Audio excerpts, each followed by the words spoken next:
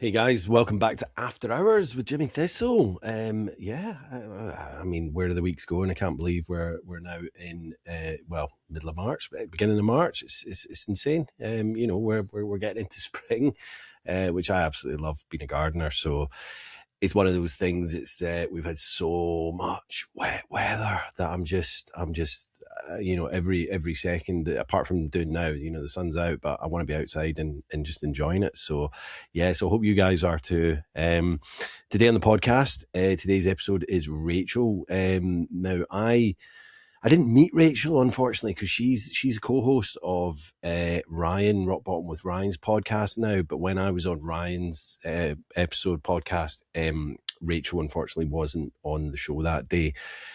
So I was like, I interviewed Ryan, had Ryan on as a guest, and then it was kind of a no-brainer to get Rachel on as well, because she's a great host, great co-host. Her story is, I mean, if you've heard her on Rock Bottom with Ryan, she did an episode with him, and then he obviously just gelled with her and said, come on my podcast and be a co-host now that we've interviewed you. So her story is just traumatic. She had a massively traumatic childhood growing up. Her little sister, she didn't really know how to change nappies, but she knew when it was dirty and she knew it needed to be changed, because her mum was just so heavily into addiction with pills and whatnot that she just wasn't there to kind of look after them. So much so that her dad kind of, divorced her mum, took her and her sister away from the mum, and brought them up on his own. This kind of, I suppose, kind of exposure to addiction from an early age really sent her off on a bit of a searching kind of falling off the wagon kind of path in life, because she started dating the wrong guys, much older ones, hanging out with the wrong people, being taken advantage of. Like, when her dad was at work, she'd have a free house, so she just started, I guess, being taken advantage of, because people started coming around much older than her, to pop pills, drinking, and then later on, she was back in touch with her mum, but her mum was still kind of out there in active addiction, and sadly she did lose her mum at a very early age. And it was her drinking and using got way out of control. She did stop it for a pregnancy, but as soon as her son was born, he had to stay in hospital for not anything to do with related to drinking or anything like that, but he had to stay in hospital in the NICU, and she saw that as a green light. We've got a free babysitter, right? Let's go play beer pong. Now she's 21, so she's in the US. She can legally drink now after all these years of doing it. And instead of calming things down, now that she's got a little kid, what does she do? She's ramping things up. She's becoming this angry, nasty, drunk, getting in fights all over town, getting thrown out of bars, getting barred from bars. Just absolute madness. So sit back, guys. Listen for the similarities and not the differences. See you at the end. Cheers.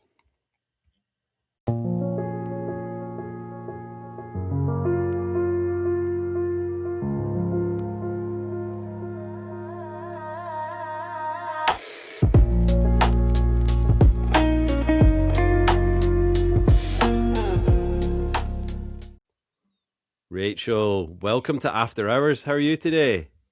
I'm great. How are you? I'm good, Rachel. It's so lovely to finally meet you. As the listeners will probably know, or they're going to know now, you co-host Rock Bottom with Ryan, and Ryan was on my podcast. I was on Ryan's, and unfortunately, the day I recorded with Ryan, because you guys are out of state, aren't you? So there's 8-hour difference or something crazy. To you, I'm about an 8-hour difference. I think Ryan might be more. He's 3 hours behind me. We're in different states too. Not a lot of people know that either. We don't see each other often. He's actually here this weekend. I'm going to see him this weekend, but nice. He's one of my best friends. He helps me so much in recovery, but I did not purposely become a co-host. It just happened to happen. And that's part of my journey though.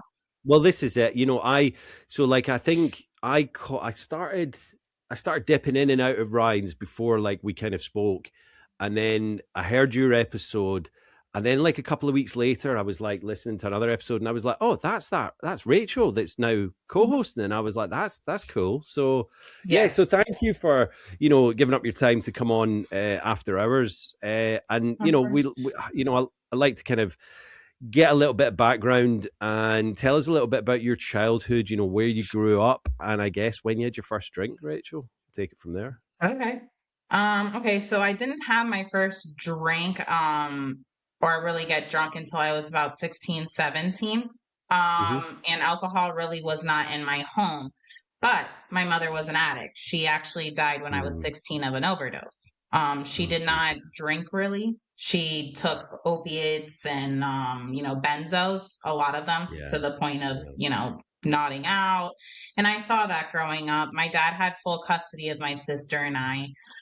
So I'm originally from Boston, Massachusetts. I came here, South Florida. I came to South Florida at a very young age.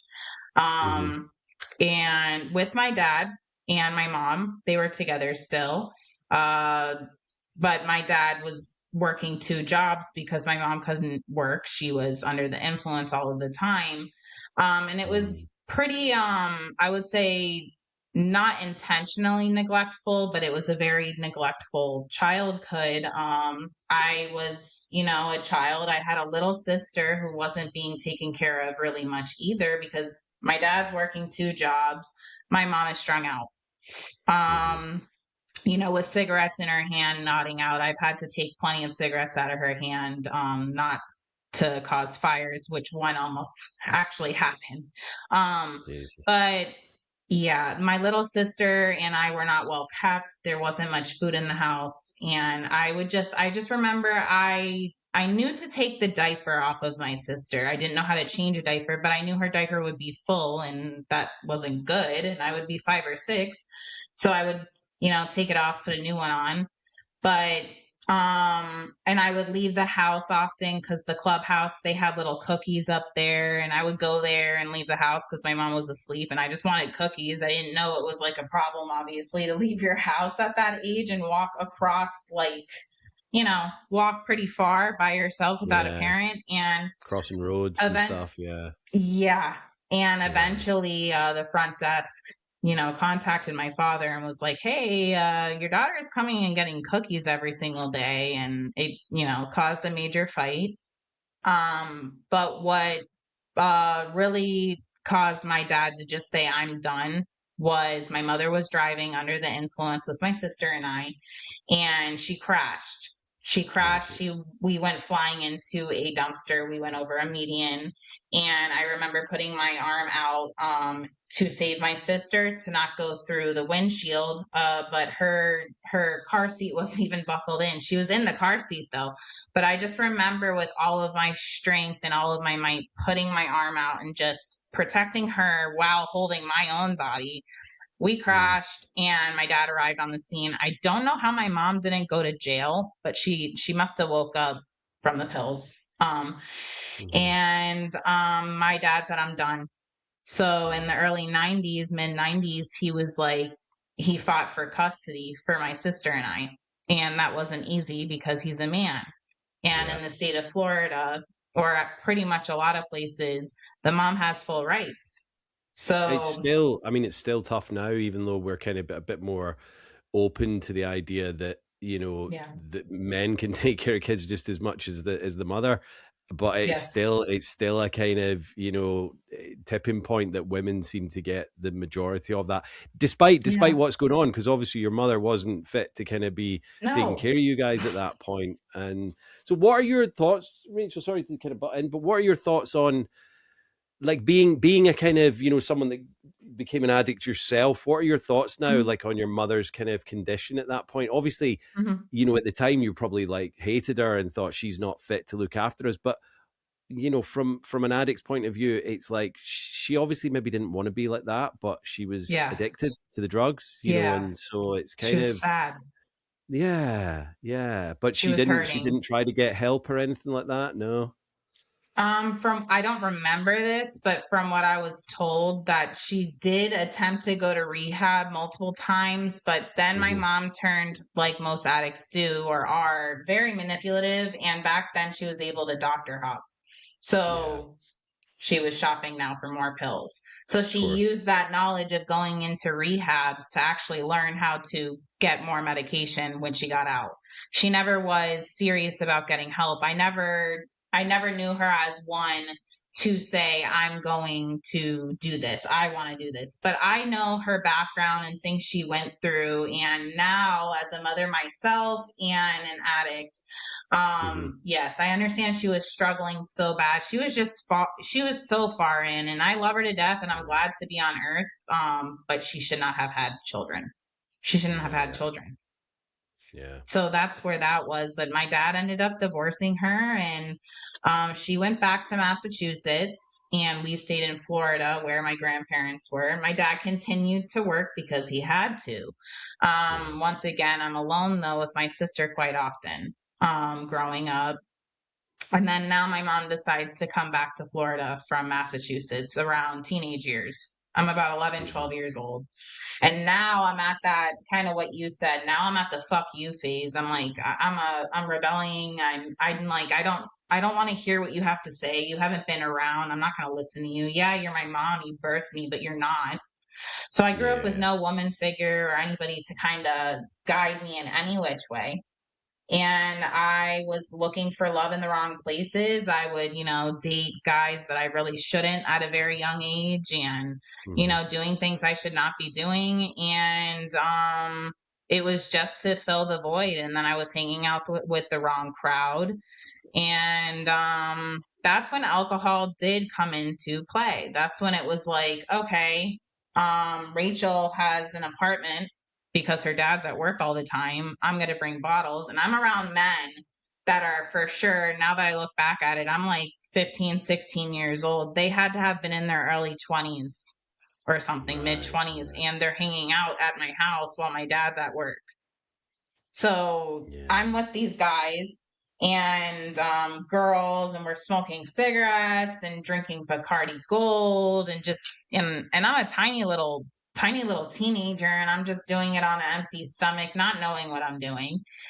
So I was always getting very, sick. But this was just to party and have fun, mind you. This was not like to.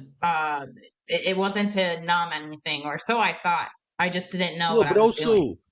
also you probably were like seeking kind of acceptance and wanted friendship, and Yeah. obviously these people were older than you, so they seem much cooler. Obviously looking back, you're like, what the hell were 20-year-olds, 20 somethings hanging about with a 15-year-old? That's not cool, that's sad. And it's like, but we don't Terrifying. know that at the time, like I had friends that were guys that were much older than us, and they used to hang out, and it was like, why are you hanging about with school kids? Do you know what I mean? Like, it's Yeah, weird.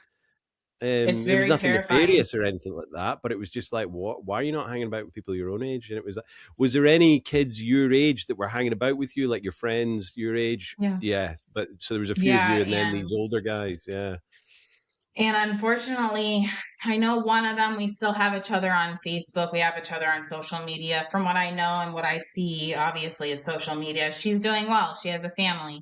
And then one of them, who is one of my major influences, I heard turned into, unfortunately, doing some very serious hardcore drugs, like yeah, hardcore. And she's out of state now. I don't know her. I don't know where she's at. These are rumors. I hope she's doing okay, but she was one of the major influences that really, and then she introduced me to benzos. yeah, So that's when this is when everything around the time my mom was still alive, but I was being a rebel. But this friend went under my dad's medicine cabinet at one of these parties that I was having, and she found Xanax, and it happened to be one of my grandpa's expired pill bottles. So my mm-hmm. dad had it. But it was in the house, and I guess it was full of them. I was so young, I didn't know anything about that. And I remember her coming up to me and saying her boyfriend keeps having seizures, and this is seizure medication. And is it okay if we take a few just to help him? And I would always be like, yeah, of course. Because what the fuck? I'm thinking it's like a real normal medication. Yeah, yeah, yeah. You Um, think you're helping her out? Yeah, I really do. And he's probably having seizures because he's withdrawing from not taking drugs now that I'm older. Yeah, and he was older. And then I was like, she was like, let's just take these and skip school and drink and whatever. I was like, hell yeah. So I did that, and I got the first dose of really what it was like, of one, blacking out and forgetting what a whole entire freaking day was and what I did and who I was around. And two, I remember though, before I blacked out, that numbing feeling, that very warm, calm feeling that Xanax gave me, mixed with a little bit of alcohol before I blacked out. So I was like, holy shit. And I'm 16. And now my mom is not allowed at my house, mind you. Also, so when my dad is out working or at his girlfriend's house, my mother is not allowed at the house because she would go through his medicine cabinets too. So I tried to respect that, but I also, even though I was rebelling, I wanted to see my mother, who was homeless and living in halfway houses, by the way. So she would travel by bus to come and see me. One time she did come and I could not get her out of the house. This was June 5th of 2008. I was not able to get her out of the house, and I kept yelling at her and saying, you know, dad's coming home, dad's coming home. I need you to leave. And she was very strung out and she wouldn't leave, and she got very aggressive with me. It turned into a physical altercation to where I had to actually physically push her out of the apartment. I didn't want to get in trouble. And then she stayed outside of that apartment for a good 2 hours, slamming on the door, and I had to just kind of ignore it. This was just kind of behavior that she would do. I grew up with her doing this to my dad. So I was like, you know, after 2 hours or something, she'll leave. And she did. And that was the last time that I physically saw my mother. And then later on that night, I spoke to her on the phone, and we again were going back and forth. And I told her, you know, I really don't think I want to have anything to do with you until you get help, because you are just too much for me. You're embarrassing me. At the time, I'm dating my son's father, my high school sweetheart. I'm with him for, you know, only 4 months, and it was really embarrassing. So I was like, I'm just done. Like, get help, and I'm here when you do. Not understanding addiction fully yet. So Rachel, that can was the I? last Sorry, time. Yeah. I was just going Interrupt, to talk, ask. ask anything you want. Did your, like, you were saying that you were kind of doing? I don't know if you'd said you were doing benzos at this point, but you were doing what did you, Xanax and things like that, and drinking. Did you ever drink and use with your mum at all? Because obviously she was doing certain things, and then you were kind of getting to that age where you had started. Did you ever take drugs with your mum or drink with your mum?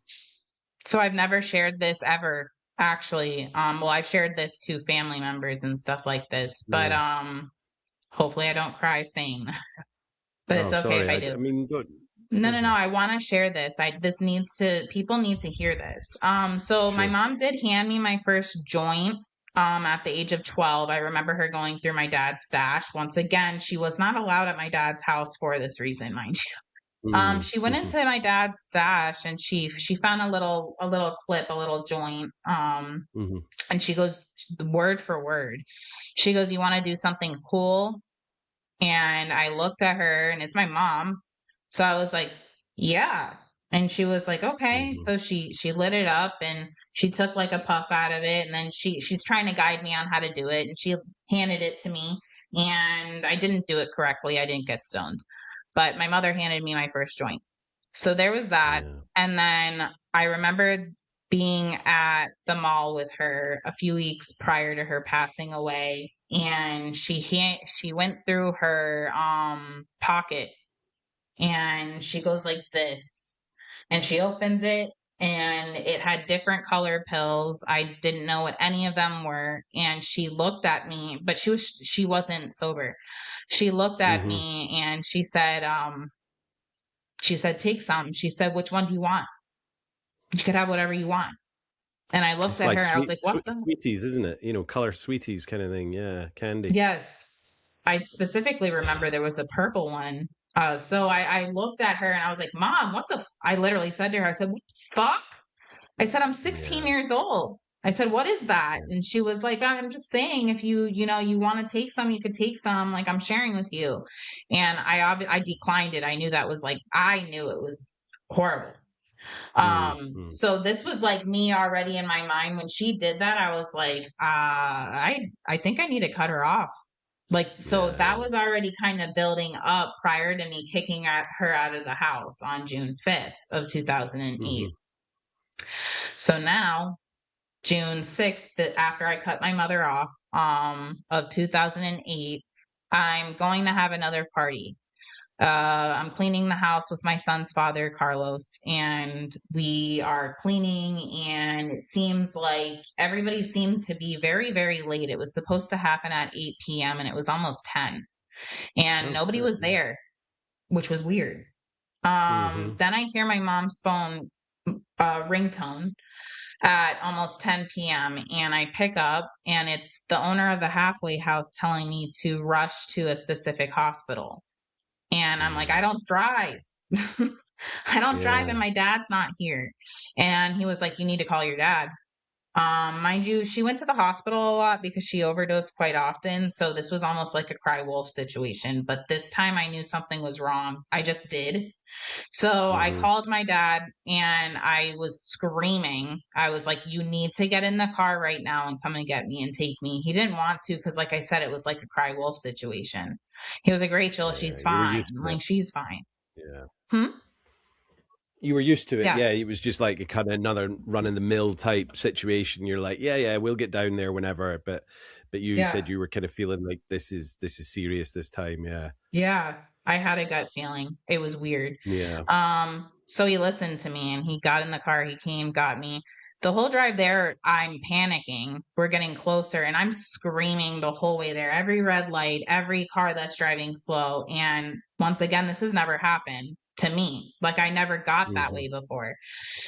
We get to the hospital and a nurse grabs me, puts us in a back room, and I'm asking where she is. And then they look me straight in the face and they're like, we worked on her as much as we could. But she did not make it. Your mother passed away. So my knees gave out. I collapsed, and my son's father was holding me. He describes it to this day that my full body gave out. Like, I just collapsed. I was screaming. Then they asked me, do you want to see your mom? And I was torn. I was so young. I was like, do you want to see your mom? It's one last time to see your mother, or you could like walk away and not see your mom dead. I chose to go. I chose to go see her. They didn't clean her up though. She had dirt all over her and a tube down her throat, and her hair was, it just was one of the worst things I could say I ever saw in my life. Yeah. And I was just screaming, and my dad was crying too, pleading to her. He was basically praying. He just kept yelling her name and saying, why did you do this? And I did too. I was like, well, you're going to miss everything. You're going to miss everything. She already did miss everything, and now she's going to miss everything. Sorry. And no, I'm so sorry, Rachel. That's heartbreaking. This is my story though. This is what addiction does. And it's like, we haven't really got onto yours, but you've had to deal with that, from such an early age. You've dealt with your mum's addiction and then having her pass away. And it's so, I mean, it's so heartbreaking, obviously, but it's such a waste, isn't it? Yeah. Because, I can see that you loved your mum dearly. She was obviously an amazing person, but she was completely controlled by this horrible affliction, disease, whatever you want to call it. And it ruined their life, and and to give you that trauma at such an early age as well, to have to deal with that. And then, like, when someone asks you, do you want to see your mother? Like, of course you're going to say yes. Like, you're not thinking about how that's going to make you feel. You're not going to, you don't know what she's going to look like, but you want to see her one last time. So of course you're going to do that. It's a no brainer, but like, obviously you're still kind of traumatized from that, now. And that was, a long time ago. Yeah. I'm doing a lot of, do you know what EMDR is? I've heard of it. Yeah. It's I trauma. can't remember what it stands for. I should actually really know this because I studied psychology, but it's Yeah. tapping into your inner traumas in childhood, and Yeah. you go back in, and you have to be with a therapist who's highly trained in it. So I have gone back and done that and revisited that moment several times, which is very, very difficult to do.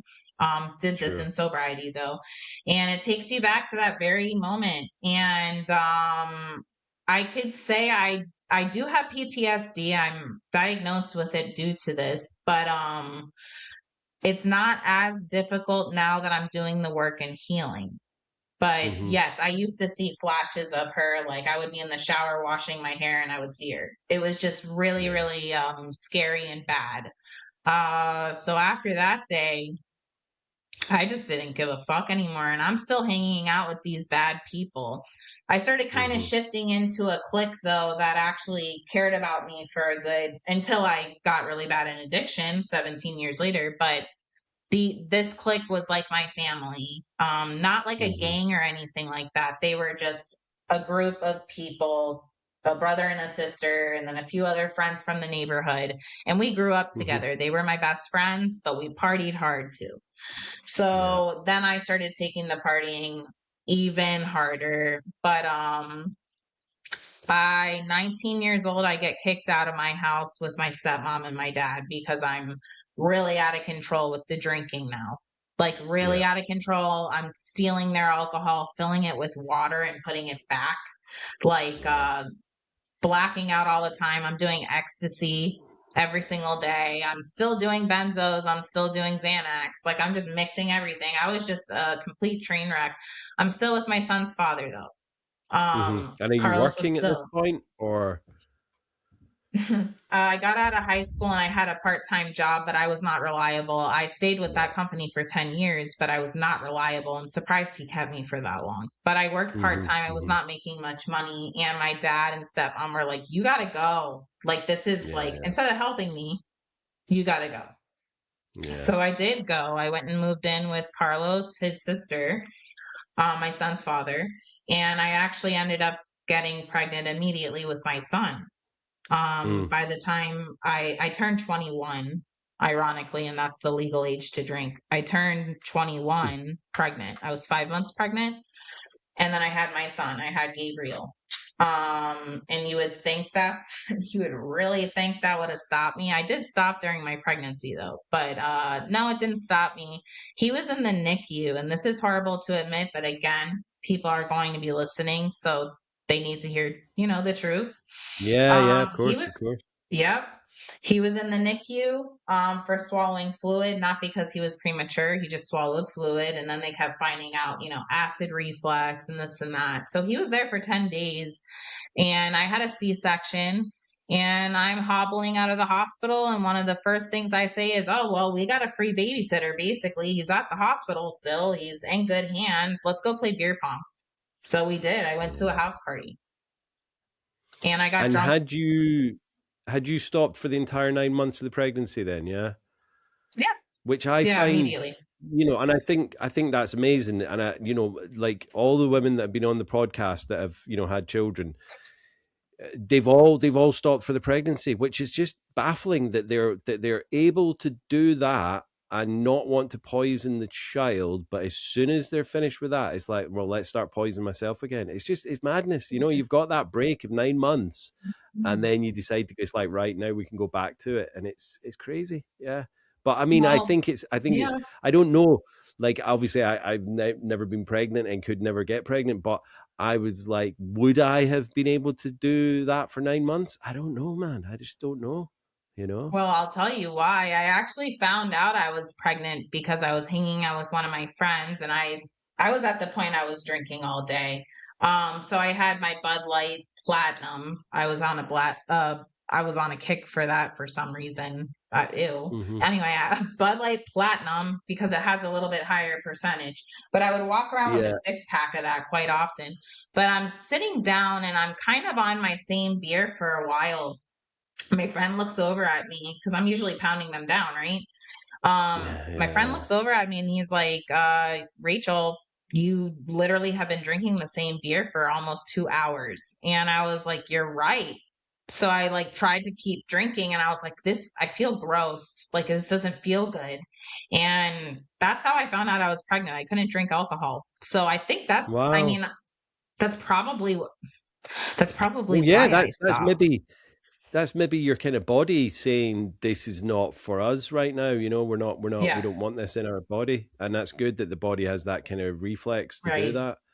Yeah, Yeah. yeah, bizarre. Yeah. But then as soon as you've had the child, you're like, I'm getting back to it. You know, beer pong while the Yeah. child's in NICU. Yeah, You. And then like, I didn't get shit faced or anything like that. That started happening now a little bit before his first birthday. I was like, okay, hmm babysitters, because mind you, I turned 21 when I was pregnant. So prior to getting pregnant, I wasn't able to go to bars and clubs and really go out freely. I was always sneaking and finding alcohol illegally. So now it's legal and free game the yeah, moment my son is out.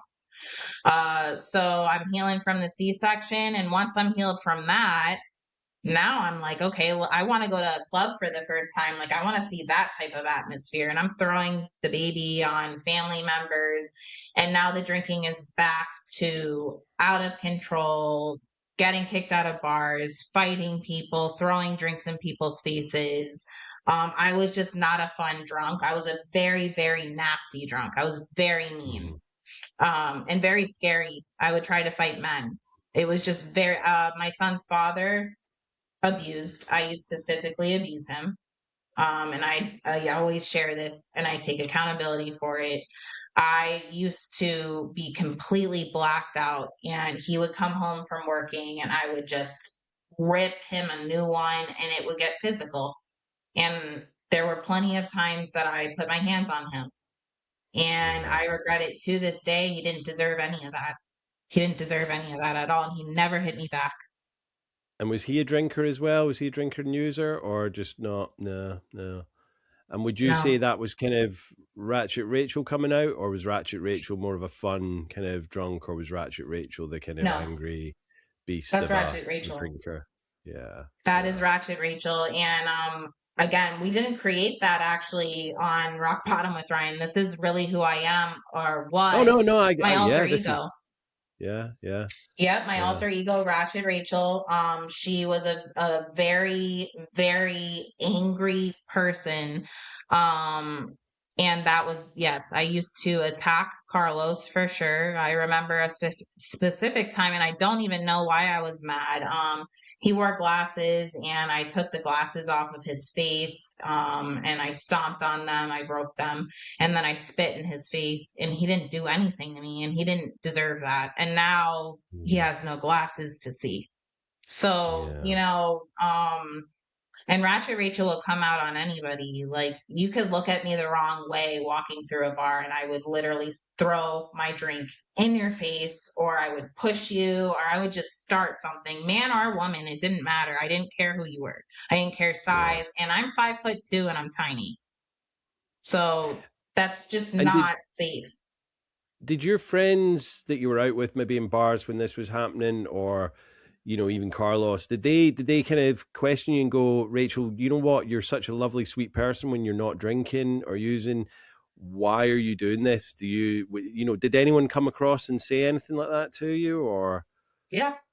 My yeah. whole clique, who I'll always have love for them, and this comes later in the story soon. But Mm, most of that clique really did care for me, although the brother and sister, uh, their family owns the bar that we would party at, and one of them is a bartender there. So she would be the person that it's such a confusing, it was a very confusing relationship because she was like a sister, her and her mm, brother, sister and brother for sure. But me and her partied so hard. So we were both concerned about each other because when we would both black out, we were horrible. Like it was like Snooki and JWoww from Jersey Shore going out together, but in real life, me and her were like, that was my right hand man. We were together all the time. Um, but we were both like really out of control when we drank. But we never fought each other. We never yeah, fought each yeah, other physically. I mean, we would get into yeah. verbal like, yeah. But no, yeah, the brother, I don't want to say names, the brother, and then another, a few other people in this clique towards not when my son was 1, but towards my breakup with Carlos, because he left me due to my drinking. He could not do it anymore. Um, he left me with Gabriel in an apartment and he left. He couldn't do it. And I was in full addiction. And they were saying to me, Rachel, this is getting out of hand. Now you're like you're drowning yourself, you're blacking out. Gabriel's seeing this. I know he's only 2 or 3, but he's seeing this, and you're throwing him on your dad. And they did care. They seemed to have cared. Yet they would still do it with me. So it didn't make sense. But I just went down a spiral path after Carlos left, because remember, he was there the night my mom died. So I had and we were together 7.5 years. We had a child together. But when he left because of my drinking, which I just skipped a major part of my story, he left because I got a DUI. Right. Yeah. He was like, I am done. So I was driving around drunk as hell. I threw my son on his grandmother. He was working a night shift. He's a waiter. And I skipped work and everything. And I got shit faced. And I was driving around. I stopped at a gas station. I don't remember this. And I got out of the car. I'm assuming because I do know Ratchet Rachel and the old me. And she was probably going in to grab more alcohol at the gas station. Instead, somebody was trying to take my keys from me, but I thought she was trying to steal my car, and it turned into a physical altercation, and they called the cops, and I got arrested for a DUI. So Carlos was like, okay, I am done. You're abusive, you're an alcoholic, and now you have a DUI, and you left our son to go drink. So he left me, and my world crumbled even more. And are you still working kind of part-time at this? Because you're obviously looking after Gabriel and doing that, so you're still kind of working part-time but partying. Carlos has left you, but you're not seeing that as a red flag, I'm guessing. You're just kind of like, well, see you later, Carlos, I'm gonna party more. It wasn't about partying anymore. It was now I was drinking all the time because I was sad. Not realizing it's making me more sad. Probably getting into withdrawal as well. I wouldn't know that it was withdrawal, because I was just, if I wasn't sleeping and hungover, it was just right back to drinking when I was done vomiting. So once the vomiting's done, I'm just gonna, and I feel a little bit better and I hydrate and I eat something, it was back to drinking. And then about 1.5 years goes by, almost 2 years after Carlos leaves me, and somebody from high school catches my eye. Happens to be my fiance, but we're going back and forth on Facebook, and we start talking. He lives 3 hours away. He moved away after high school, and he's just like, let's meet up. Like, let's, and I pre-warned him. I was like, I'm an alcoholic. I don't know if you really want to get involved. And, he probably didn't take that serious. We talk about it all the time now. He's like, no, like, I did not think you were serious. I thought you were just saying like you party hard. Yeah, who says that? That's like, I'm an alcoholic. It's like, okay, this girl likes to party. That's what I would take it as. If someone said that to me, I'd be like, well, you know what? I like a drink too, so that's fine. You wouldn't actually think that you meant I'm an alcoholic, especially, well, what age were you? What, 23, 24? When I got with John, I was 24 years old. So he was like, "Oh, I like to party too." He's not thinking she's an alcoholic. It's like, whatever, right? So obviously you were trying to tell him, but he didn't listen. And so how was dating with him? Like, how did that kind of go when he came through, and you went out on a date? What was that like when you were obviously steeped in alcohol? Yeah, we went to a bar. We got shit. We actually went to the bar that my best friend worked at. We went out to dinner, had drinks, and then we went to that bar that I was always at. Yeah. And we had our first kiss there, drunk and everything. So what our relationship was like, he ended up moving and very fast. My dad lives here at the time Mm-hmm. because he had to help me with the apartment and my son. So now I have this guy I'm talking to from online very early in a relationship moving in, and Mm-hmm. his name's John. But John and I are out partying constantly, and our fights turned very toxic. And Ratchet Rachel and the abuser always came out. I was very nasty to him, but I never hit him. Mm-hmm. I never put hands on him. I didn't do any of that. But we were both very toxic together to the point that John was like, oh, wait, okay, she is an alcoholic. So I'm going to calm down with the drinking with her. So he Mm-hmm. did. He calmed down and I didn't. I kept going balls to the wall, like balls to the wall.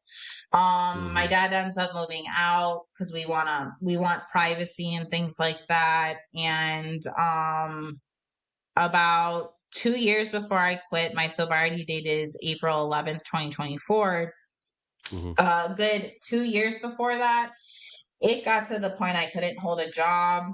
I was having health issues. John was paying all the bills and I was sleeping all the time. He was taking care of my son. I was completely not present in my son's life. I was blacked out all the time.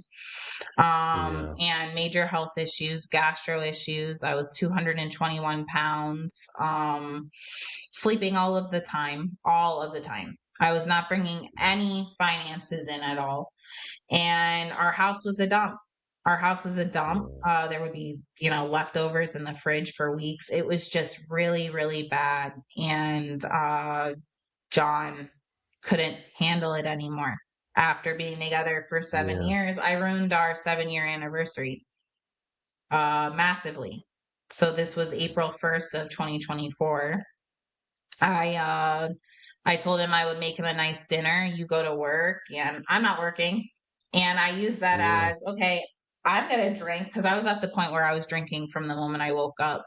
Like literally, I would pop open any leftover wine, then collect any coins I can because I had no money, Mm-hmm. and go get cheap wine and just find my way to drink throughout the day. And I always did.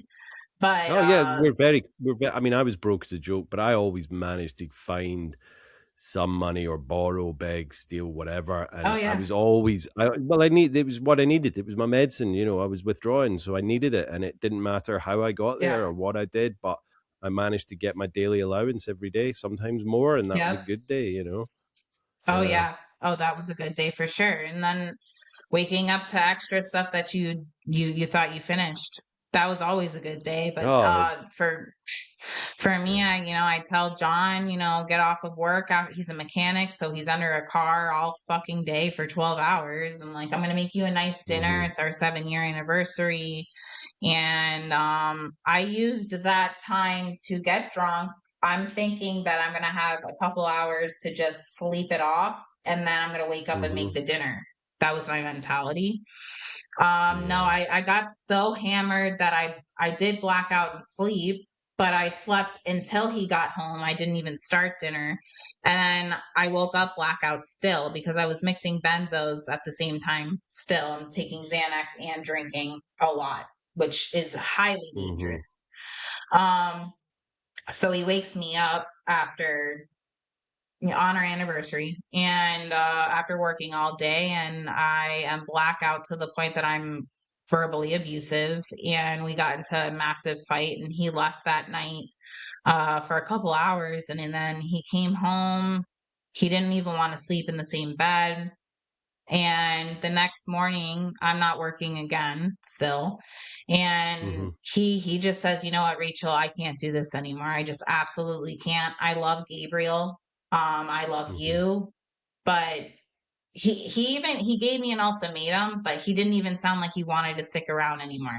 But he said, if you do not stop drinking, like I mean stop, we are completely done. I can't do this. And he was like screaming, like, I can't do this. He was crying, and he's a man of few words. So for him to be crying and speaking like this, like I was deteriorating him.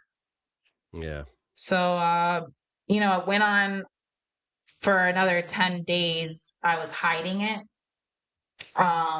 But then finally on April 11th, I had an old AA chip from when I got my DUI. So I lied and I said, no, April 10th, obviously. April 11th is my sobriety date. But I took a chip and I said, I'm going to AA. They didn't know I had this chip. I lied. I went and got more alcohol to go have a last hoorah. And I went and I parked up in a parking lot. I was in front of a field. It was like super dramatic. And I took like 2 shots back to back of some really disgusting shit, like banana liqueur. And because that's all I could afford. Yeah. And then I had my Pinot Grigio bottle. I had the big bottle because I was going out with a bang rate. Oh, And of I course, brought this is our toothpaste last with me. story. Yeah. Yeah. Yeah. I brought toothpaste with me too. Like I had a plan. And then I was going to come home with the chip and be like, look, I just was at AA. Like, where did I get the chip from? I was going to do that whole Oh, entire you've got it like all lie. stuffed out. Yeah. Yeah. Yeah. Yeah. Oh yeah. And I'm halfway through the Pinot Grigio bottle, so I didn't even do what I really wanted to do. I wanted to get hammered. But I was already at my wit's end. I was tired. I was about to surrender, and this was my surrender moment. I actually threw a fit.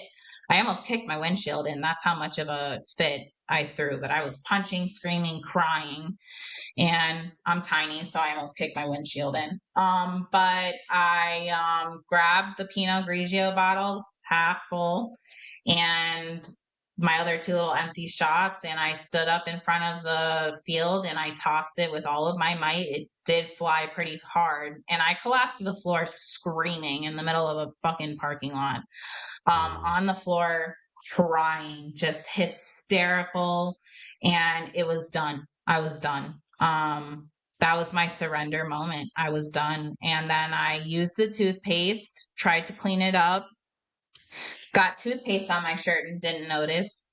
A few months into sobriety, when I admitted this to John was like, I know. And I was like, how do you know? And he's like, I saw the toothpaste on your shirt and it was still on your breath. So I was like, well, but I woke up on April 11th, scared as hell. I did not get medical attention. I say this to everyone. I just raw dog sobriety. I just did it. And you're not supposed to really do that. You could have serious withdrawals. I luckily didn't though. I started a new job that day and I also got on the scale. This is normal Rachel fashion. I got on the scale. It said 221. I said, oh, fuck no. So I took on a new job, sobriety, and a weight loss journey. Day 1 of sobriety. Why not? And I achieved both. Why not? Do it all at once. Do it all at once. Yeah.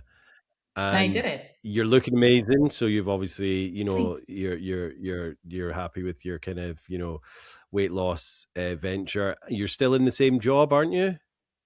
So actually, I stayed for the first 2-3 months, somewhere that I noticed, I was like, this office is not ran well. And it really wasn't. So then 3 months into sobriety, I found a better job, and yes, I'm still there and all of them loved me. My manager is a huge supporter. She loves me. They're all going to be at my wedding. John ended up proposing on my, a month after I turned a year sober. Yeah. So I am at the same job, I would say. Are you coming up on 2 years? Is it 2 years this year? Yep. I'm getting married on my 2 years. You're getting married on your actual 2 years. I love it. That's amazing. Amazing, Rachel. Yep. Do you know what? It's such a tragic, parts of those story are just absolutely devastating. But the fact that you quite quickly realized that this was not serving you anymore and you needed to make a change. If you were ready to lose John, which you obviously absolutely adore, and that was just the kind of boost that you needed to kind of just make that change. And Yeah, quite quickly. And I mean, but you obviously do you sort of, not obviously, but do you go to AA now? Did you go to a meeting and start doing that? Because obviously you had your chip from somewhere, but did you start using the fellowship? So I'll tell you what I did in the beginning and what I'm doing now. So my Yeah. recovery journey is a little bit of a story, but I'll so I started off with AA because that's what Hmm. they tell you you have to do. That's the only way to get sober. That's when you're not fully educated on it. That's all you know to do, to just go to a meeting, Yeah. go to a room. And I loved it. They were very welcoming.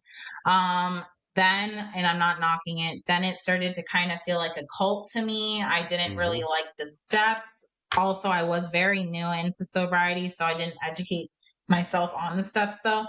Um, but I got introduced to somebody who I thought would have been a good friend, and she reintroduced me to alcohol. I ended up having a slip up with her. Oh, So Jesus. Yeah. Yeah. yeah, I absolutely after that day. And then when I was blackout with her, she called a whole bunch of old timers. She acted like she didn't drink with me, and she called a bunch of old timers to her house to have an intervention on me. So after that day, I was like, okay, I'm never going to AA again, and left a really bad taste in my mouth. Um, Yeah. I don't feel that way anymore at all. No. Took a very long time not to feel that way. Then I got a sobriety coach. That turned out to be absolute no. It turned out to Right. be I was with somebody who did not have the education to be helping people in addiction. Yeah. Let's just put it that way. I did end up making very, very close sisterhoods through it though. Left Hmm. that and then left that in May, and Ryan came into my life in August. So Hmm. I use the podcast and Instagram, the sober community, as a big help. And I have gone Hmm. back to AA occasionally just to sit down and listen to people in person speak. I don't work Hmm. the steps, but what I do, other than I'm very, very huge in the gym, and that is my therapy, or else I would be in a psych ward. But other than the gym, I meditate. I like the Buddhist way. I read daily reflections of the Buddhist way about daily. It has a Yeah. different message every single day. And meditation has helped me so much, not only with my anger that still stems, right? Hmm. But Hmm. with just bringing calmness into the day, bringing calmness into my sleep. I do it before sleeping. I have insomnia. That's what I do to remain sober. And if you Hmm. fall off of your routine, at least for me, it could get ugly. You could end up going back Yeah. into your old ways. Routine is huge for Yeah. me. Of course it is, but Rachel, like you're still early days, and that's why I love getting people that are 1 year, 2 years, 3 years on the podcast because it take. I mean, I'm still early days as well. I've got four and a bit year, 5 and a bit years, but it's still early days. There's old timers that have Yeah. got 15, 20, 25 years, but everyone's different. And what I will say to you is, it does get easier. I know you've probably heard Yeah. that a million times, but it definitely the first two to 3 years for me were not touch and go, but there was certain times when I would struggle and I would be like, right, this is I need to do some real serious work here. But Yeah. honestly, now I'm not kind of fresh out of it. I don't not do the work. My days are still steeped in recovery. I do peer mentoring, I do the podcast, I do my Instagram. Yeah. I'm still very much in the recovery world. But honestly, the moments when I think about alcohol, and we've just come through Christmas and New Year and all that, they're very few and far between, and I just kind of bat them off. So honestly, if you are kind of worrying that this is what it's going to be like and I have to pound the gym every day and all that, it will get easier. I'm not saying stop going to the gym. Of Yeah. course, keep doing that, keep pounding the gym. But honestly, those feelings and everything, they'll just kind of plateau and they'll get easier. And Oh yeah, it's yeah. great that you're working on the anger as well. But obviously that stuff will be stemming from before the addiction. That'll be like from childhood, and Oh yeah. you'll still be probably angry at your mum and that Yeah. situation. So just take your Yeah. time with it. There's no Yeah. real rush to kind of you're doing it. You're doing amazing, and that's the kind of main thing. And obviously, doing the podcast with Ryan, that's got to be some great therapy right there. Hearing Oh people's yeah. stories, like me doing this is me. Like I stopped going to the rooms after about a year. And I know what you mean. And my home group was amazing. There was only a few people in there. It wasn't massive. But we Yeah. got to a point where COVID lockdown happened again and we couldn't Mm-hmm. get to the rooms. And I was just worried that if I couldn't get to a meeting, was I going to relapse? And I thought, I don't want to be that, dependent on it. I thought I need to Yeah. start moving on with other avenues in my life. Now, I know that the meetings are there and doing my peer mentoring. I do kind Mm-hmm. of a smart kind of themed meeting that we do with that. So yeah, but I know they're there and that's the thing. But I think Yeah. sometimes, like you said, it can be a little bit culty. It depends on who you're with and what meetings you go to. But I just thought, you know what, I need to move away from that and do my own sense of recovery. But everyone's individual, and that's the main thing. So, Yep. whatever works for you is what it kind of needs to be. What advice would you give to someone that was kind of early days and just kind of thinking about getting into recovery, or was like a day, a week, weekend? Because obviously we're beginning of January now. I know this isn't going to be out for a few weeks, months, but Mm-hmm. what advice would you give to someone that was early days? Um, I would definitely tell them don't give up. You need to really, and I'm a very stern person and a very blunt person. So don't give up.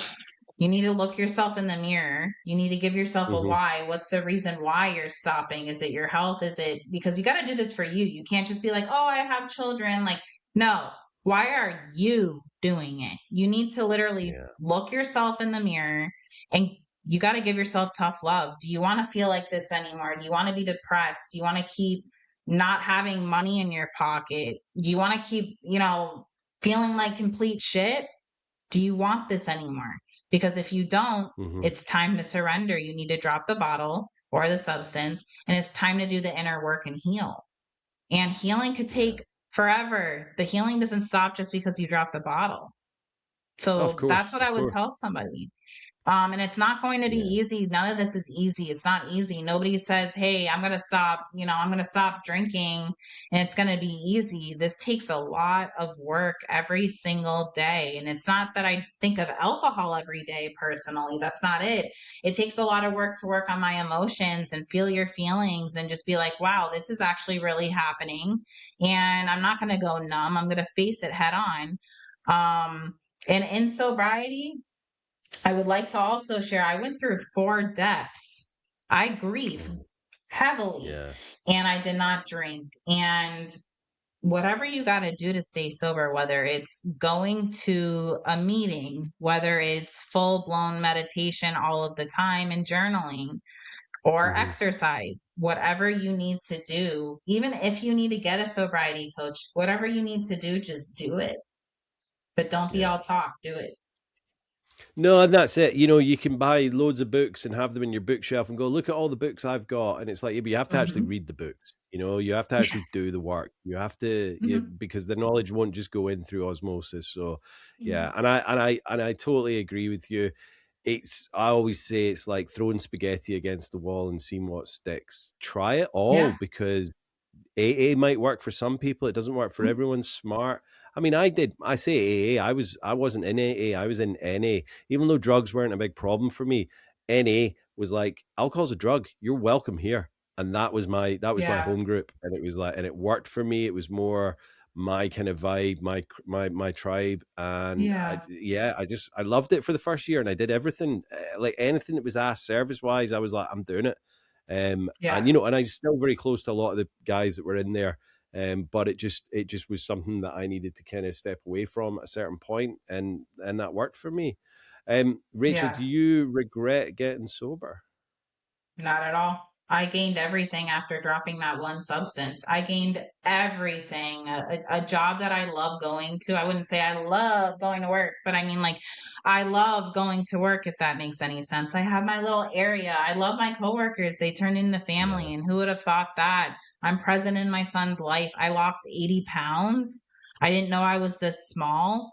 Hmm. And I am a co-host of a major podcast, and I made a best friend out of it. Absolutely. And then on top of it, John proposed to me, and I'm getting married on my two Yeah. years.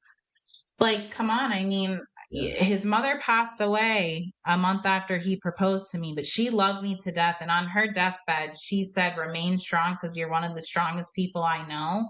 And she also told me that she was proud of me for not drinking anymore. And she asked me to promise her that I wouldn't drink again. And I promised her, and I meant it. And you're doing it, and that's the thing. And congratulations on, getting engaged to John. And it's you know what, like, there's no other life for us, and it's not just like, we're not just giving up booze and drugs and white knuckling it till our last breath. We're having the better life that we deserve, and that's what it's all about. That's what living, this is what living is all about. I used to think, what is it, that saying, oh, living my best life, and you see someone on a yacht, drinking shots and all that, living my best life, and it's like, fuck that. Right. They're not living their You're best gonna be life. dehydrated. It's a lie. Yeah, exactly. This is what we're doing, is living the best life. And all we need to do is keep banging the drum, Rachel, and hopefully more and more people will start to kind of see that drugs and alcohol are not serving you any purpose whatsoever. They're just a waste of time and a waste of money and a life, as you and I both know. Have you got any recommendations for either, well, obviously podcast, it'll be, Rock Bottom with Ryan and yourself, a book or a film to do with recovery? To deal with recovery, okay, so like about, I'm big. Sorry, just a film about, or a book about recovery, or people that have been in a situation with it. Yeah, sorry. Yeah, no, for sure. I'm really big on I love Mel Robbins. She touches on really big subjects and things like that. And I did study psychology, so things like that. But one of my favorite books is Let Them. So if you're dealing with boundaries, or if you're dealing with not understanding, like, oh wow, what this person or what this clique or this job is doing to me, and you don't know how to handle those emotions, that book, Let Them, lets you literally let them. Just let everything that's happening in your life happen, because it's going to happen. And the only way to get through it is to let them. So Mel Robbins, I'm actually really huge on her. So not other than podcasts, Mel Robbins books. I did read Dopamine Nation. I don't know who writes that. Dopamine I'll find Nation. out. It's on my list. On my Both of Audible. those are on my list, actually, that people have recommended. So I'm excited for both. Well, I listen to books on Audible, so I'm excited for listening to those. Yeah. Yeah, Dopamine Nation is on here somewhere in my library. I could tell you right now, but I listened to that, and by Anna Lembeck. Oh yeah. But Okay. that's a great one too, because she is it's from a psychiatrist's point of view, with all different types of clients that have different fixations on how they get their dopamine, their happiness, if you don't know what dopamine is. But yes, how they get their happiness. And that doesn't necessarily have to be it doesn't have to be alcohol or a drug, right? It could be working out. You could overdo it with working out. You could overdo it with sex, porn, all of it. You could overdo it with anything. Yeah. No, I mean, it's I've been recommended that quite a few times with the Dopamine Nation, but that is it. We're all just we're creatures of, like, filling that dopamine hit, and that's what we do. And alcohol and drugs is a very quick fix in that, but there are other ways to do it, like going for a hike, going for a walk, having a deep and meaningful conversation with your buddies. It's there's so many other ways of doing it, but we just go for the quick fix. Like, us as humans, we want instant gratification, and alcohol and drugs does that for us, but it doesn't. It can be shopping, it can be gambling, it can be whatever. And if it's bringing a negative impact on your life, then fucking stop it, and that's all I try to say. But I agree. Rachel, sorry, go on. No, I agree with you. Everything you're saying. It's just like, if it's harming you, just fucking stop. Like, just stop it. I know it's not easy though. I mean, we were in addiction for so long. So to just say that to people, just stop. But like, just stop. It will benefit just stop. you. Like, do everything you can in order to get to that stopping point, because there's so much help and support and like just so many different avenues out there now. Like you're saying, it's not just AA now. There's so many other ways. And a lot of people don't want to go to the rooms, but there is all these other kind of media, like, mediums available, like podcasts, reading books, watching films, like just so much out there on the internet now to be able to get people into sobriety. Younger people, they don't seem to be drinking and using as much. Well, I think they're more into kind of psychedelics and things, but they don't seem to be drinking as much. And drinking does seem to be, well, it is. It's the worst by far.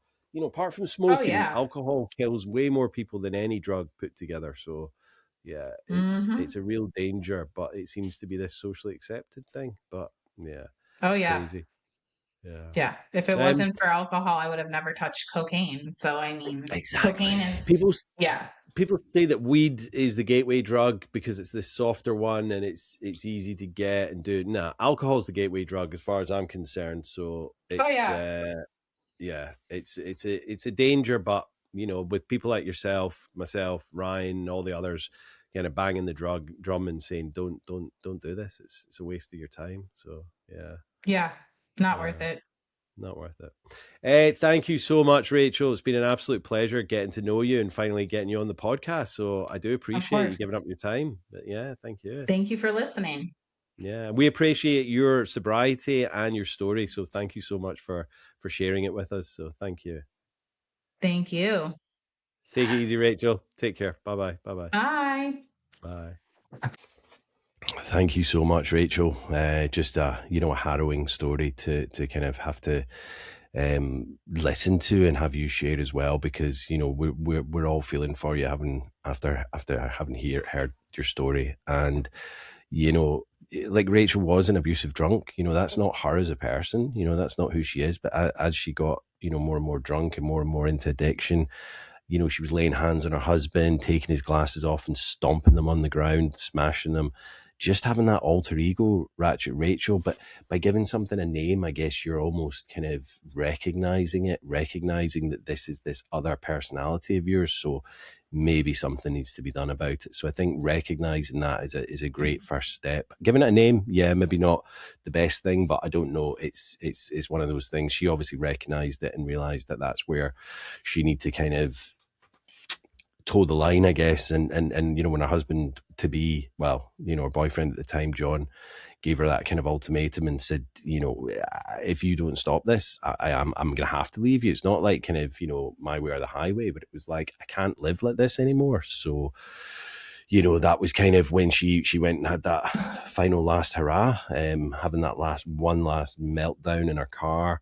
Having all the kind of, the sobriety chip, the toothpaste, all of that to kind of, still pulling the wool over people's eyes. It's a sad place that we're in when we're in addiction. And, I'm just so glad that was Rachel's kind of, last hurrah. And as she says now, she's getting married on her 2-year anniversary, which is in April. And I hope you all wish her the best for her big day. So yeah, thank you so much for coming on, Rachel. It was an absolute pleasure getting to know you, hearing your story, and I know that by sharing your story, it's just going to help so many people in the same boat as you, people that haven't got there yet, that might be on their way there. They can recognize the similarities and just move forward with their life rather than going backwards, and learning from your mistakes. So thank you, Rachel, and good luck with everything. Good luck with the wedding, and all the best from all of us and from me. So congrats for the big day. Hey, yeah, all going well here, guys. Just really, I've started doing a lot more reels, I guess, on my Instagram. So if you're not following me on Instagram, it's recovery_Jimmy. On TikTok as well, recovery.Jimmy on TikTok. Just trying to, aside from the podcast, trying to get messages out there of like how to, like I suppose with my sober training coming up, I'm trying to kind of get what I'm learning at the moment, because I'm doing a lot of research before I go into the training. Just kind of not tips, but methods and advice. And, I've always been very careful at not giving advice up until now. I am a trained peer mentor now, so I suppose I am allowed to give advice, but I was always very careful in my early days, only to do what was suggested to me, what worked for me and all that. But I'm learning all the time. So please go and check out my reels and stuff, because they're a good source of advice, and yeah, a lot of them are things that I do myself. I'm not going to ever give people advice on anything that I've not tried and tested and done myself. So a lot of it is learning and going, oh yeah, that's what I did, but now I can put a name to it. So it's it's just that kind of thing. So I'm just trying to ramp that up and just make it a kind of another tool for people.